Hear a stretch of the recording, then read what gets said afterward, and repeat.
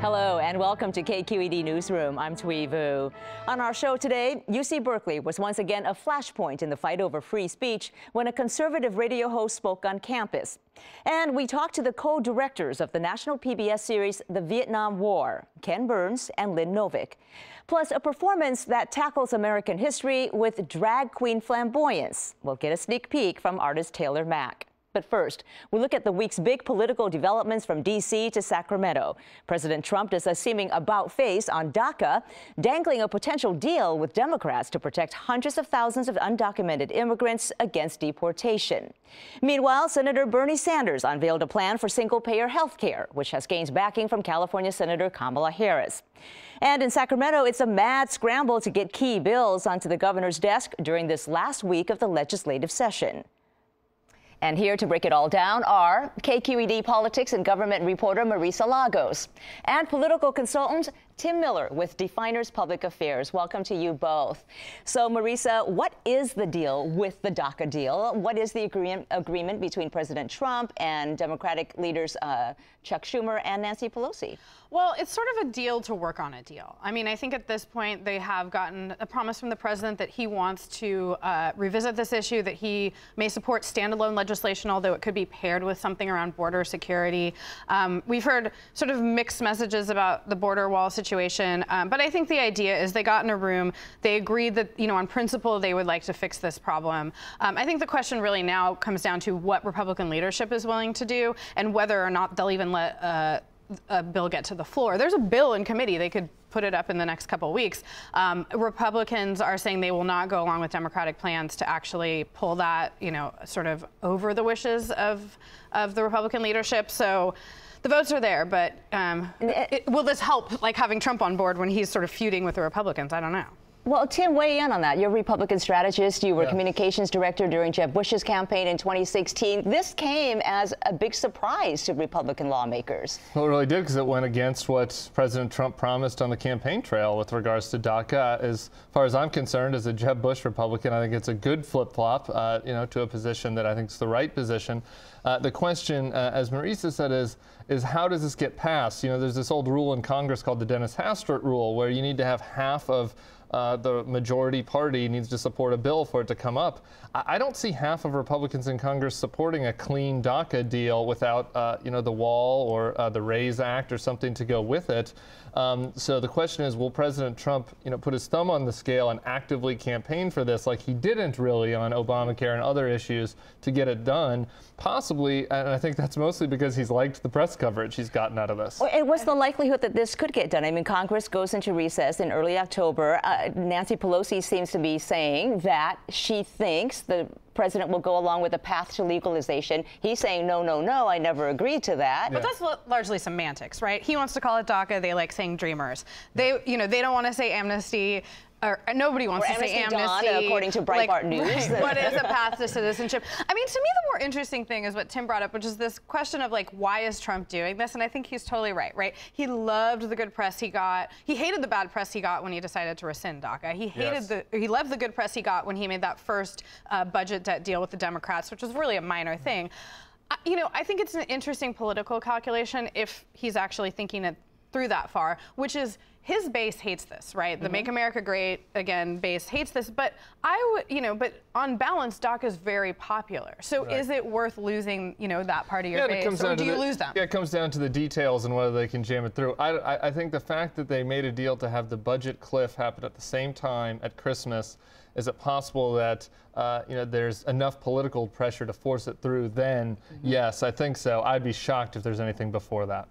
Also, let's talk about another issue that's making national headlines this week, and that's Bernie Sanders' latest proposal to expand Medicare to cover all Americans. Senator Kamala Harris has already signed on as a supporter. Marisa, any chance at all, though, that this will actually pass? It's been brought up many times. No. You know, I think that this is part of Sanders' overall strategy to sort of move the Democratic Party on this issue. You know, it is interesting. A couple of years ago, this was a hot potato that most mainstream Democrats didn't want to touch. Now you have rising stars like Harris, and quite frankly, almost every Democrat, I think, who's been sort of whispered as a potential 2020 candidate is co-sponsoring this legislation, not just supporting it. So, you know, Could this move the needle? I mean, clearly the healthcare conversation has shifted dramatically since, even a few months ago when it was all about an ACA repeal. Yeah. But with a Republican Congress and president, I mean, there's no way. I have to put on my conservative hat here and say it's insane how far the Democrats have moved left on this, so that this is like an entry level position to be considered for 2020. That's why you see Harris supporting it. A video was unearthed this week by NTK Network that had Bernie Sanders himself about 20 years ago saying Medicaid for all would bankrupt the country.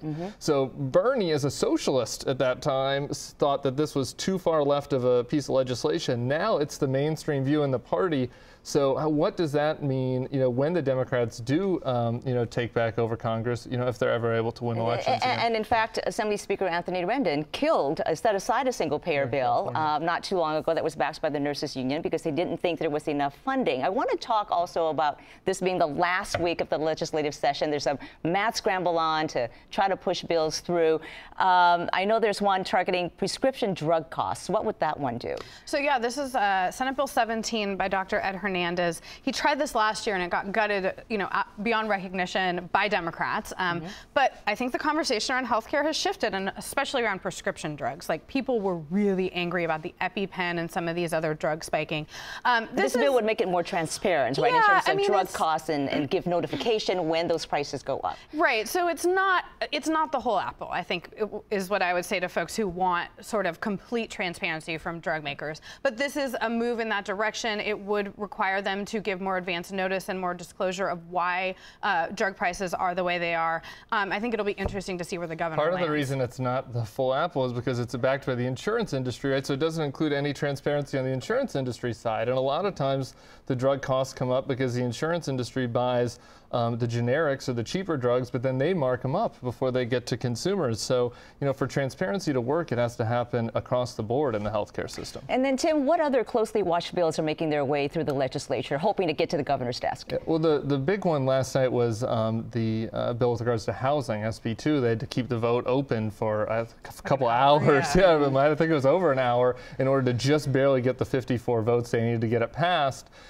This is an important issue in California. As a new California transplant, I've seen the problem for housing, but it's particularly acute, obviously, for lower income folks. And this is a package of bills that would provide, $4 billion in bonds that would go on the 2018 ballot. Yeah, this one was actually a real estate transaction fee. So if you refinance your house, if this gets signed, there would be a $75 fee on that. Okay. And that's why it needed 2/3. But there are other ones that are seeking to really lower regulations and force cities that aren't willing to build under their own plans to do so. And I think that'll be interesting. The lower regulations package will get support on the Republican side. I think the one with the increased fees is one Republican. No go. Yeah. And 10 seconds, sanctuary state bill, how's that doing? Is that going through? Well, probably because there's so many liberals here, but it shouldn't. All right, you got the last word on that, Mr. Republican. Thank you. All right, thank you, Marisa Lagos and Tim Miller. Hundreds of protesters gathered at UC Berkeley last night to speak out against the appearance of conservative author and radio host Ben Shapiro. The former Breitbart editor tackled issues including abortion and affirmative action in front of a sold-out crowd. The event remains largely peaceful thanks to beefed-up security, say campus officials. UC Berkeley says it spent an estimated $600,000 on security, which included barricades, checkpoints, and extra police officers. Shapiro is the latest in a string of speakers whose viewpoints and appearance on campus has raised concerns about violence. Joining me now is a member of the group that invited Ben Shapiro to campus, Naweed Tahmas of the Berkeley College Republicans. Naweed, thank you so much for being here. Thank you. So last night's event was largely peaceful. And what was your group's objective in having Ben Shapiro speak? And do you think you achieved that? We did. Ben Shapiro is a conservative commentator and, of course, a New York Times bestselling author. And our goal was to provide a perspective on campus that's traditionally not heard in UC Berkeley classrooms. It was an opportunity for students to debate an alternative viewpoint, and again, one that's not traditionally heard at UC Berkeley. There's definitely a conservative void at UC Berkeley. Our last 3 events were canceled, so we're happy that this one went through, and I'm glad that the police took a stand against these left-wing thugs instead of allow them to run our city. Well, what do you mean left-wing thugs? I mean, last night was largely peaceful. There's still several arrests that were made that day, and we saw them throwing items and objects at us last night. So they're still there, but the police did a great job in ensuring there was infrastructure in place and barriers in place to prevent them from storming campus and wreaking havoc like they did last time. And speaking of security, there was a lot. There were concrete barriers, a metal detector. There's a new policy now allowing police to use pepper spray if needed, if violence breaks out. It sounds like you're pleased with the way campus officials handled it. I was pleased by the police presence. I was not pleased by the way the campus administration handled our event. If you remember, when we first let the university know that we planned on hosting Mr. Shapiro, they said there's no venue open for him. But at the end of the day, all of a sudden there is a venue magically open and available for him to speak in.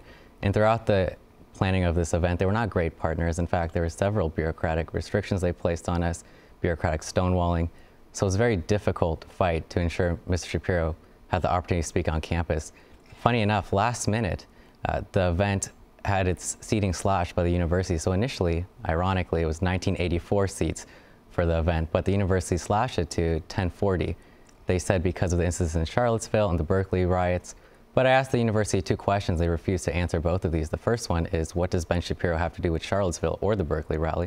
And the second question is, did they slash seating in half when Bernie Sanders, Justice Sotomayor, or Bill Clinton spoke in the same exact venue that Mr. Shapiro did? In the end, they did allow the event to proceed, and they spent $600,000, an estimated amount, on security costs for your event. How much of that cost did your organization pick up? Our organization picked up about $10,000 for a security fee.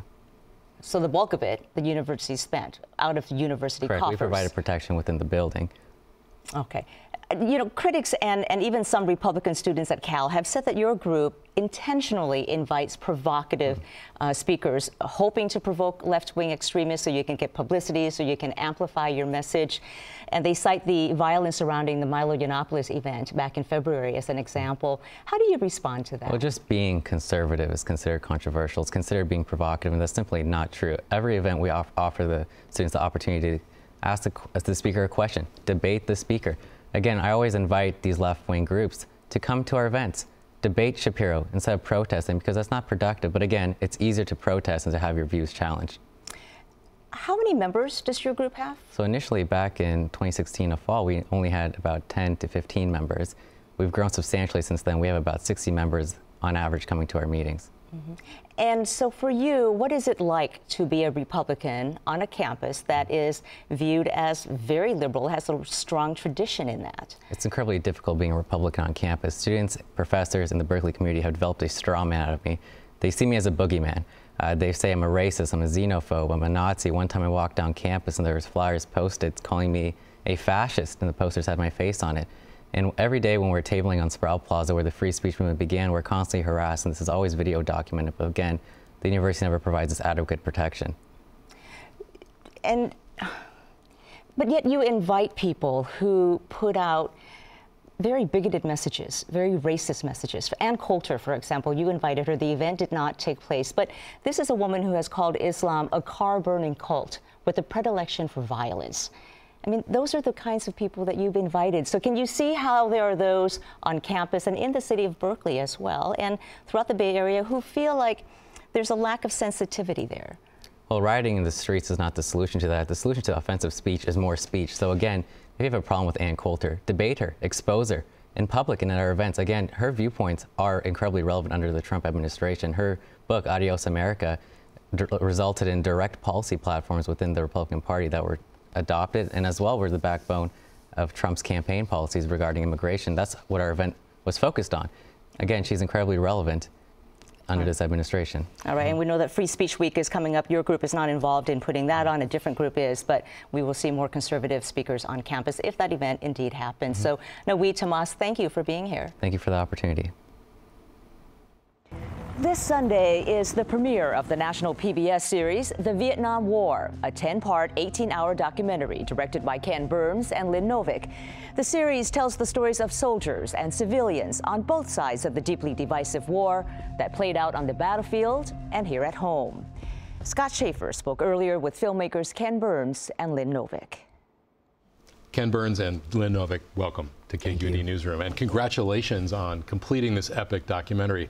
It's been more than 40 years now since Saigon fell, the war ended. Ken, why now? What's important about what happened back then to tell today in 2017?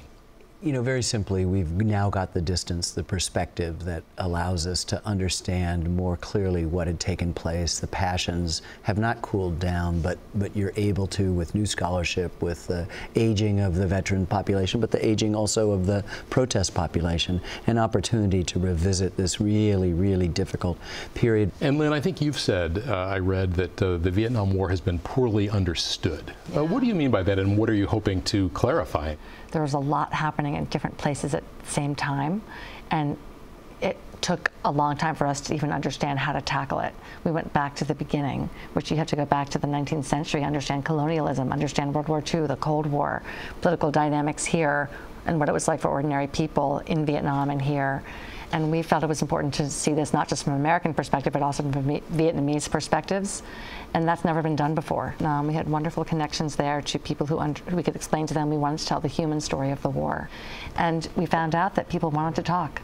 They wanted to share their stories in ways they don't ordinarily speak about this terrible tragedy that befell their country, and also to hear from us what it was like for Americans who came there to fight. But, you know, between the winners and the losers, there's a lot of reconciliation left to do.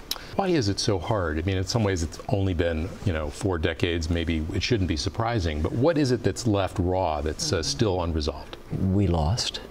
Nobody, particularly Americans, want to dwell with that. So the tendency is to bury those experiences, and that can be convenient in the short run, but in the long run, it's toxic.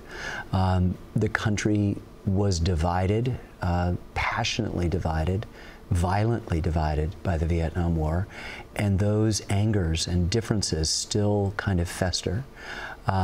You have soldiers who returned home unsure of their status, which had never happened to soldiers before in wars that we were forgotten. And people who fled the country. And there were no parades. You also have a huge group of people that felt it necessary to leave the country. So you had all these different factions and all these different opinions. And Lynn, what's an example of something that you heard from one of the people you interviewed, or that you found out that really, it was sort of like a light bulb went off, like, I hadn't really thought of it that way? Well, one of the things I think we investigated in a deep way is sort of, what does it mean to be a citizen? What does it mean to be a patriot? What does it mean to be brave?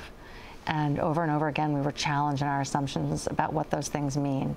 So there's not one specific moment. There are several that come to mind where you really had to think, okay, here's a guy, for example, who was drafted. And he wrestled with what to do, because at the time this happened to him in the late 60s, he had come to the conclusion the war was wrong. From a small town in the Midwest, he felt that if he didn't go to the war and went to Canada, his family would be ostracized. The community would call him a coward. And he went so far as to get his passport and think about deserting the army and going to Canada, but he didn't. And for him, that is the most painful part of this whole story. It was not going to Vietnam and being in combat, seeing friends die, and seeing some horrible things happen. It was the decision to go to the war. How common was it for people in the military to have those kinds of conflicts? This is the essential question for this war. It was so unsettled and so unsettling that basic ideas of what it means to be a brave soldier were challenged. You have to walk through a rice paddy and you can get blown up at any minute. That's terrifying. And that's not what you go to war thinking, that you're going to be brave just to walk across a landscape. You're going to do a brave act. And just the sense of sort of endurance and carrying on and just going forward and putting one foot in front of the other is a profound act in that situation. You did talk to many then North Vietnamese people who were in the military at the time. And one of the things that struck me in the documentary, in the segment I saw, was how little information they had then as the war was going on. Somebody used the analogy that for the North Vietnamese, they were like frogs at the bottom of the well looking up and thinking that that little circle was the whole sky. There was a, complete control of a narrative. And in some ways that was an advantage. For the government. For the government. Absolutely. And because it made the promises of the revolution pretty simple and straightforward. And when you have the messiness that a democracy, even a corrupt, at times corrupt democracy as the South Vietnamese were, somebody said they were filthy and free. 500 newspapers and magazines in Saigon alone, and protests and all this sort of stuff when they were permitted.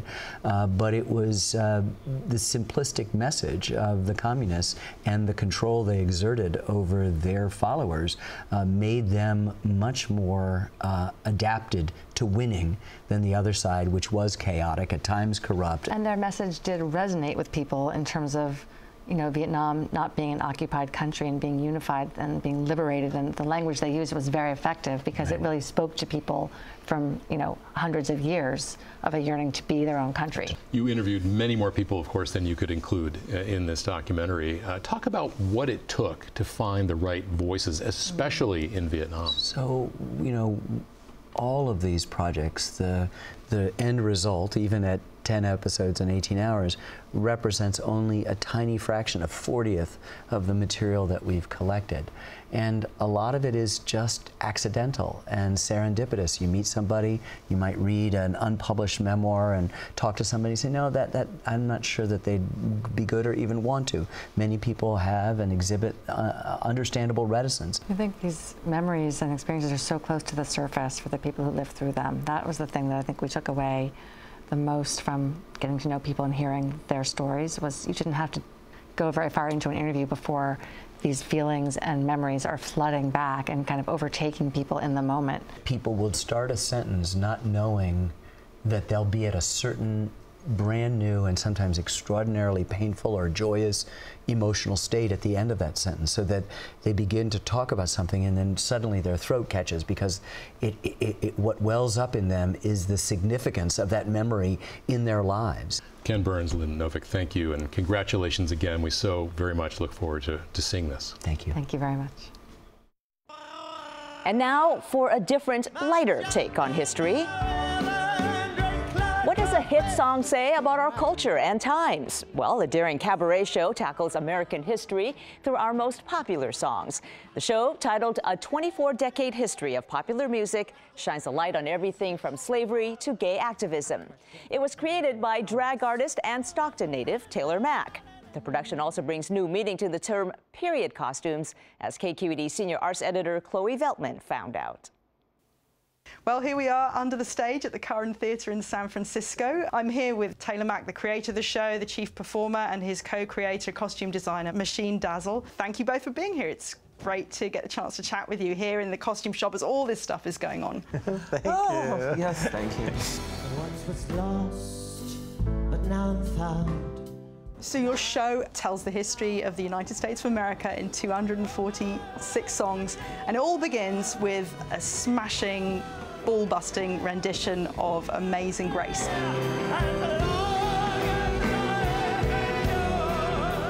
Why that song? I wanted to set up this kind of concept that we're here to worship the act of creation, not the creator. So we take that song and we talk about grace, and what is grace to me is the act of creation. And what inspired you to tell the history of this country through song? I wanted to use a form that best represented how you use kind of imperfection as a way to rally people.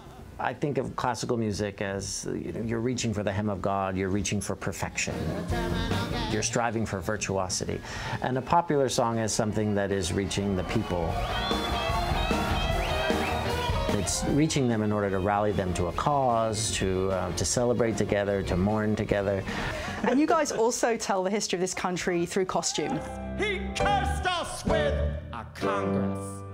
I like to look at what was happening at the time, what was new at the time, what were people doing, what was invented at the time. These are the opening shoes. And just like turn those ideas and those inventions into costumes. My favorite ribbon. And Machine, as weird as it sounds, is redesigning backstage, like during the show. On the fly? I always need to add things and change things. Now that's a shoe. One of my favorite costumes that I've made for Taylor ever is the Crazy Jane costume.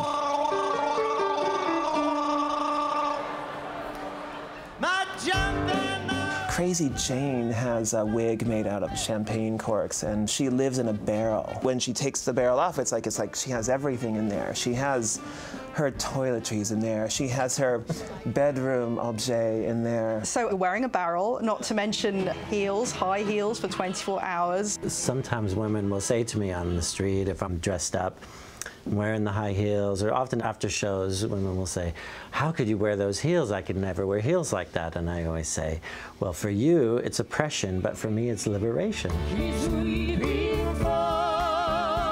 I'm I mean, I get to wear this art. It's not just costuming, you know, they're little art pieces. So the fact that you get to bring your own personal art into somebody else's art and they get to commingle and make something bigger than both together is energizing. And have you ever had a wardrobe malfunction? Wow. It is the genius of performance art. There is no failure. Yeah, we don't call them malfunctions. We call them, you know, not acts of God, opportunity, not acts of God, acts of the goddess. The point is to incorporate calamity. They wished me one more day to stay.